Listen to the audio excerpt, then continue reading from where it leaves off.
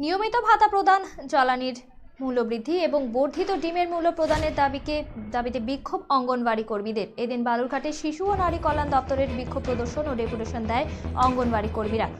বিক্ষোভরত কর্মীরা জানান তাদের মাসিক ভাতা অনিয়মিত, পাশাপাশি জ্বালানির দাম বৃদ্ধি পাওয়ায় জ্বালানির বাবদ যে মূল্য দেওয়া হয় তাতে জ্বালানি ক্রয় সম্ভব নয়। অপরদিকে এই মুহূর্তে বাজারে ডিমের মূল্য বৃদ্ধি পেয়েছে, সেক্ষেত্রে ডিম ক্রয়ের সমস্যায় পড়েছেন তারা।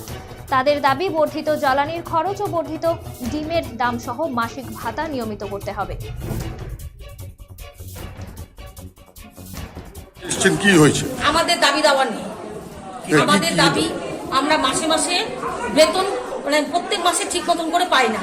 তারপরে ফুয়েল বিল বাড়াতে হবে, জ্বালানি বিল আমরা 3 মাস পূর্ণ হয়ে 4 মাস চলছে, জ্বালানি বিল পাচ্ছি না। ডিমের দাম আমাদের সবজি বিল, আবার আমাদের হচ্ছে ডিমের দাম এখন 32 টাকা। আমরা কোথা থেকে দেবো? দোকানদার আমাদের হাজার হাজার টাকা বাকি, 15,000 16,000 দোকানদার বাকি দিচ্ছে না। আমরা কোথা থেকে চালাবো? এটাই আমাদের দাবি নিয়ে আমরা আসছি।